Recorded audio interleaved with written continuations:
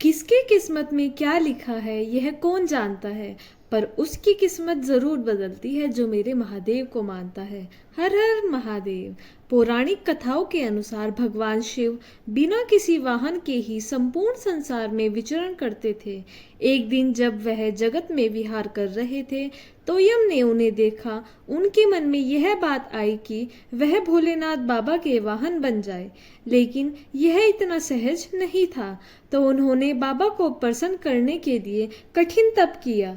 यम के तप से शिव शंभु प्रसन्न हो गए और उन्होंने यम को बैल रूप में अपना वाहन बनाना स्वीकार किया। भोलेनाथ ने बैल रूप के इसलिए चुना क्योंकि बैल अत्यंत भोला होता है। उनके मन में किसी भी प्रकार का छल कपट नहीं होता।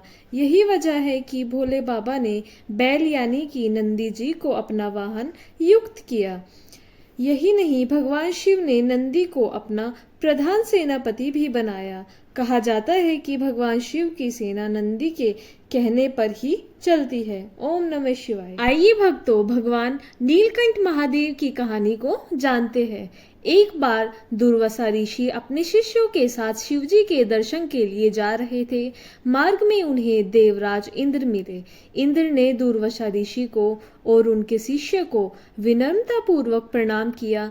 तब दुर्वासा ने इंद्र को आशीर्वाद देकर भगवान विष्णु पारिजात पुष्प प्रदान किया। इंद्रसन के गर्व से चूर इंद्र ने उस पुष्प को अपने ऐरावत हाथी के मस्तक पर रख दिया।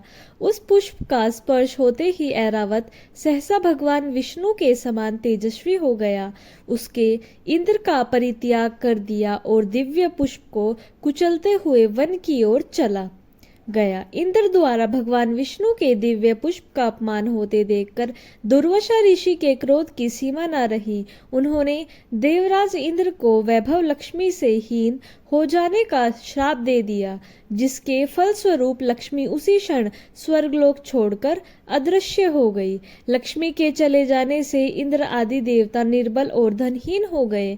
उनका वैभव लुप्त हो गया। इंद्र को बलहीन जानकर दैत्यों ने स्वर्ग पर आक्रमण कर दिया और देवगण को पराजित करके स्वर्ग के राज्य पर अपना परचम फहरा दिया। तब इंद्र देवगुरु बृहस्पति और अन्य देवताओं के साथ ब्रह्मा जी की सभा में उपस्थित हुए। तब ब्रह्मा जी बोले, देवेंद्र, भगवान विष्णु के भोगस्वी फल का अपमान करने के कारण रुष्ट होकर भगवती लक्ष्मी तुम्हारे पास से चली गई है। उन्हें पुण्य प्रसन्न करने के लिए नारायण की कृपा दृष्टि प्राप्त करे। उनके आशीर्वाद से तुम्हें खोया हुआ वैभव पुण्य मिल जाएगा। इस प्रकार ब्रह्मा जी ने इंद्र को आश्वासन दिया और उन्हें लेकर भगवान विष्णु की शरण में पहुंचे। वहां भगवान विष्णु की स्तुति करते हुए बोले, भगवान, आपके चरणों में हमारा बारंबार प्रणाम है। भगवान, हम सब जिस उद्देश्य से आपके शरण में आए हैं, कृपया करके आप उसे पूरा कीजिए। दुर्वासा ऋषि के श्राप के कारण माता लक्ष्मी हमसे रूठ गई है और दैत्यों ने हमें पराजित कर स्वर्ग पर अधिकार कर लिया है।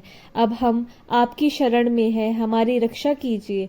भगवान विष्णु त्रिकालदर्शी थे। वे पल भर में ही देवताओं के मन की बात जान गए। तब वे देवगण से अपने वैभव लौटाने के लिए दानवों से दोस्ती कर उनके साथ मिलकर समुद्र मंथन करने को बोले। उन्होंने समुद्र की गहराइयों में छिपे अमृत कलश और मणि रत्नों के बारे में बताया कि उसे पाने से वो सब फिर से वैभवशाली हो जाएंगे। भगवान विष्णु ने के कहने अनुसार इंद्र सहित सभी देवता दैत्यराज बलि के पास संधि का प्रस्ताव लेकर गए और उन्हें अमृत के बारे में बताकर समुद्र मंथन के लिए तैयार कर लिया। समुद्र मंथन के लिए समुद्र में मंदराचल को स्थापित कर वासुकी नाग को रस्सी बनाया गया। तत्पश्चात दोनों पक्ष अमृत प्राप्ति के लिए समुद्र मंथन करने लगे। अमृत पाने की इच्छा से सभी बड़े जोश और वेग से मंथन कर रहे थे। सहसा तभी समुद्र में से कालकूट नामक भयंकर विष निकला। उस विष की अग्नि से दशों दिशाओं जलने लगी। समस्त प्राणियों में हाहाकार मच गया। देवताओं और दैत्यों सहित ऋषि मुनि, मनुष्य, गांधर्व और यक्ष आदि विष की गर्मी से जलने लगे। देवताओं की प्रार्थना पर भगवान शिव विषपान के लिए तैयार हो गए। उन्होंने भयंकर विष को हथेलियों पर में भरा और भगवान विष्णु का स्मरण कर उसे पी गए। भगवान विष्णु अपने भक्तों के संकट हर लेते हैं। उन्होंने उस विष को शिवजी के कंठ यानी गले में ही रोककर उसका प्रभाव समाप्त कर दिया।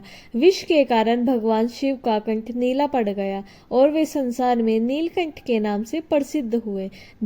जिस समय भगवान शिव विष पान कर रहे थे उस समय विष की कुछ बूंदें नीचे गिर गई थी, जिन्हें बिच्छू, सांप आदि जीवों और वनस्पतियों ने ग्रहण कर लिया था। इसी विष के कारण वे विषैले हो गए। विष का प्रभाव समाप्त होने पर सभी देवगण भगवान शिव की जय जयकार करने लगे। हालाहाल के बाद समुद्र को कामधेनु यानी गाय प्रकट हुई। वह यज्ञ हवन आदि सामग्री उत्पन्न करने वाली थी, अतः उसे ऋषि मुनियों ने ग्रहण किया। उसके बाद ऊंचे श्रवण नामक 7 मुखों वाला एक अश्व निकला। वह चंद्रमा के समान श्वेत वर्ण का था। उसकी सुंदरता से प्रभावित होकर उसे दैत्यराज बलि ने ग्रहण कर लिया। समुद्र से श्वेत वर्ण का निकला, उसे अपना वाहन बनाने के लिए इंद्र ने ग्रहण कर लिया। इसके बाद कौस्तुभ नामक मणि प्रकट हुई, उसे श्री विष्णु ने धारण किया। समुद्र मंथन के कल्प वृक्ष तथा अनेक सुंदर अप्सराएं भी प्रकट हुई। इसके बाद ऐश्वर्य और भोगों की देवी लक्ष्मी प्रकट हुई। वे भगवान विष्णु की नित्य शक्ति है। देवी लक्ष्मी समुद्र की पुत्री के रूप में उत्पन्न हुई थी। उन्होंने प्रकट होते ही भगवान विष्णु को वरमाला डालकर पति रूप में स्वीकार कर लिया। अंत में समुद्र से एक दिव्य पुरुष प्रकट हुए। दिव्य वस्त्र आभूषणों से सुशोभित वे दिव्य पुरुष श्री विष्णु के अंश अवतार और आयुर्वेद के प्रवर्तक वैद्य धन्वंतरी थे। उनके हाथों से अमृत भरा कलश था। उन्हें देखकर दैत्यों ने समुद्र मंथन छोड़कर उनसे अमृत का कलश छीन लिया। तब भगवान विष्णु ने मोहिनी अवतार धारण करके देवताओं को अमृत पान करवाया। इस प्रकार सभी देवता वैभव से संपन्न होने के साथ साथ अमृत पान कर अमर हो गए। ये वीडियो अच्छा लगे तो लाइक करें, चैनल को सब्सक्राइब करें और कमेंट बॉक्स में हर हर महादेव अवश्य लिखें। आप सभी को राधे राधे, जय श्री राधे।